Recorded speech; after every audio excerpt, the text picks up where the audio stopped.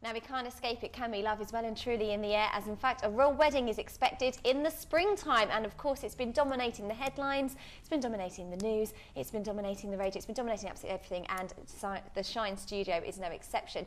To discuss the wedding in a little bit more detail, see if we can get any ideas about what we can expect in April, I'm joined by wedding coach Patricia Browne now from Wedding Academy. Thank you for joining us this morning, Patricia. No problem. Now, as I said, you can't escape it, it's absolutely everywhere, people speculating about different things, but as a wedding coach yourself, then you're going to obviously have a little bit of a better idea than the standard public. So first of all, with it being in April the 29th, I think, isn't it? So it is. Not long at all. Have they given themselves enough time to prepare? Well, they will have, because they'll have a team, a massive team of people in the background helping them. But it's not something really I would, suggest that anybody else do. Because normally you think a good 2 years is what we're usually briefed, isn't it, to give? But Absolutely. I suppose the royal wedding, everyone's going to sort of, hold everything for them, aren't they, and put them first, really. So they're going to be able to pull a few strings that the general public wouldn't. Right, yeah. I mean, as normal mere mortals, basically we've got to think about booking the venue, because obviously they get booked way in advance. You've got to think about suppliers, will they be available?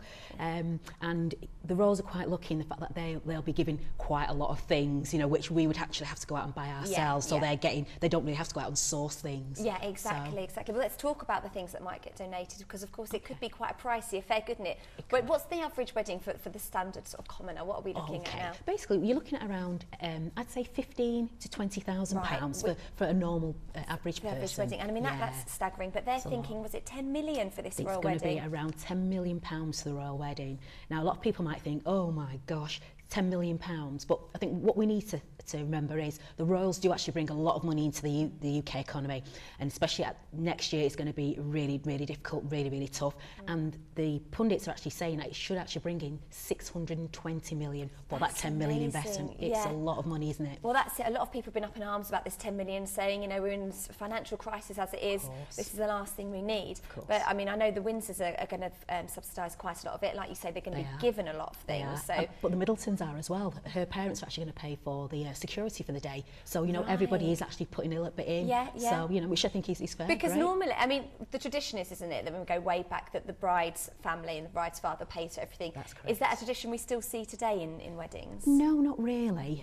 Normally you get equal share between the two parents. I mean, of course you're going to get situations where one parent can't afford as much as the other, but usually it's an equal. In fact, it's thirds. Normally the couple will put a good proportion, and then both parents will actually do that as well. I suppose we're working now, aren't we? Way back, the bride wouldn't be working, and she was sort of the father's property before she became the husband's property. Absolutely. Now you've got your own money, and I think, do people feel that maybe it's a little bit cheeky to expect the parents to pay when actually they've got their own income? Absolutely. But I mean, I come across lots of brides, again, I'm going to contradict what I've just said now, whose parents will have saved from, put something away, for all the years, and will, put a good proportion, if not pay for everything, to make sure the little princess, has a fantastic day. Well, she's going to be a real princess, isn't she? She is going to be a real princess. So let's talk a bit more about the day itself. Now, April is when it's been chosen. Friday the 29th of April. Yeah, now being a Friday, that's quite unusual, isn't it? It is, but I, as a wedding coach, actually encourage people to be flexible, think outside the box, and maybe get married on these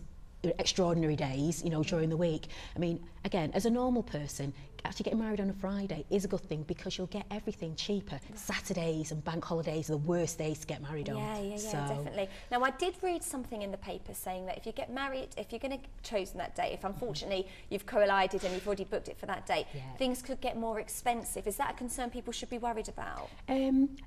Worried is probably not the right word, but just be wary of the fact that it's going to be more expensive. It's like anything, it's going to be a day when really lots of people are going to expect to pay more, because it's a day of the royal wedding, and with anything important like that, you'll always end up paying more, unfortunately. So just be wary. The thing I say is, don't get married on that day. If you've already booked, don't worry about that. They have got to stick to the price they quoted you. However, if you're actually thinking of getting married on that day, unless there's an absolutely genuine reason why you need to get married on that day, I would say don't. Avoid it. Day after, the week after, week before. And you don't want your guests to be choosing, do you, between, being at the day but thinking, I wish I could be watching it on screen, particularly because when you roy this amongst sort of the grandmas and grandpas, they could be a little bit torn, so it could be quite difficult. Absolutely. Let's talk about as well, with it being a spring wedding. I mean, why do you think it was that they chose April as a date? Oh gosh. Probably it's so easy for me to sit here and say this, but I always thought it was going to spring because there is so much going on next year. Basically, it's the Queen's Golden Jubilee. I was about to say Silver Jubilee then, but we've already had that. Golden Jubilee, where she's been the monarch in this country for 50 years. Goodness. Okay, Prince Philip is going to be 90, so that's a special day. Charles and Diana are going to have been married for 30 years. Right. So all those dates are all coinciding with July, August, and around that time. And it's quite an important birthday for Diana as well, it would have been. It would have been Diana's 50th as well, right. so, 50th birthday. Yeah. So there's lots of dates that really, they wouldn't really have wanted their day to clash on. Yeah. So, I say, us in the know, realised that it would probably, likely have been a spring wedding. Now let's talk about the ring itself. I mean, there's been lots of controversy about that. Some people love the idea that he's given his mother's engagement ring because, of course, there's a lot of sentiment there, and he supported that with a statement, didn't he? He said that he wanted her to be part of the day. Absolutely. So that's a lovely gesture. Absolutely. Other people are saying maybe it's a ring maybe of bad luck because of everything that's attached to it, or that she should have been entitled to her own ring. We can see it on the screen now. Viewers, please beware of flash photography, but it's a beautiful, beautiful ring. So what do you think? Do you think it's a nice gesture to often do couples give their mothers rings, or should she have been entitled to her own gem, really? No, I think it was an absolutely perfect thing to do. Just like he said, it brings his mother into the wedding. I mean, really, how else is she going to be there apart from that? The ring is an absolutely gorgeous ring. It's, value will have increased, tenfold since that time. And yeah, I say, just, from his point of view as well, and it's going to sound really cheap, but, from his point of view, there is no cost there, and we advocate that. Always think outside the box. Well, yeah, and you're dead right. If he had have splashed out on a ring, people would have been up in arms about how much money's been wasted on a ring. So he is actually saving there. But I mean, a lot of pressure on Kate as well, isn't there? You wouldn't want to lose that ring at all. That's a lot of work on that as well. And what about the flowers and the floral arrangements we can expect? Sort of springtime flowers. What tends to be a trend around that time? Okay, well, what I'd like to say to everybody is that you can have any flowers that you want, because the world's a smaller place now, and flowers can be shipped in from all over the world. So, even flowers that are out of season, you can definitely have any flower that you want. Right. What you've got to be wary of is it's going to cost you more if it's a flower that's out of season. But with regards to sort of like British flowers, around the springtime, you're looking at narcissus, you're looking at tulips, you're looking at daffodils, all the things that you get springtime, bluebells, snowflakes, all that type of thing. So, but they'd be cheaper. So think about the scent, the floral arrangements you can actually make out of them, and the colours, that would actually contrast. Think about, what your wedding colours are, and really take it from there. And do you think that they're really going to choose British flowers? Do you think they're going to sort of keep with the people that have been bred on our soil? I think a lot of people will do that. I think people really do that because, again, if you think about the colours you'd actually wear, your bridesmaids would have, or you'd have as your colour themes. You probably wouldn't have anything dark for a spring wedding. It'd probably be light, florally type, colours rather than your deep colours, which we're in now, for autumn and for winter.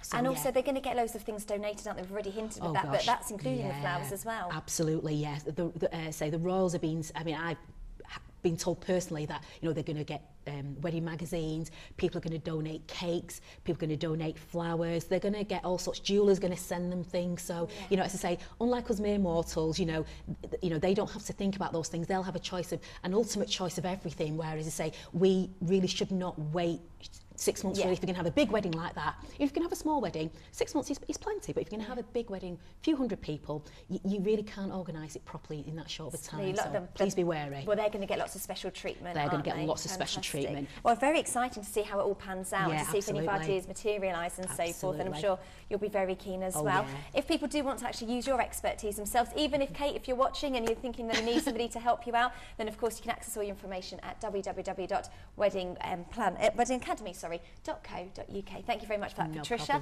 Very knowledgeable. I'm very excited now. I'm even more excited if possible. Unfortunately, that brings us to the end of this morning's programme. We've crammed an absolute load in, and we'll be cramming even more in on Monday's show, so make sure you stay tuned for that. Until then, have a fantastic weekend. Hopefully wrap up warm and don't experience too much of a cold, and we'll see you on Monday. Until then, bye-bye.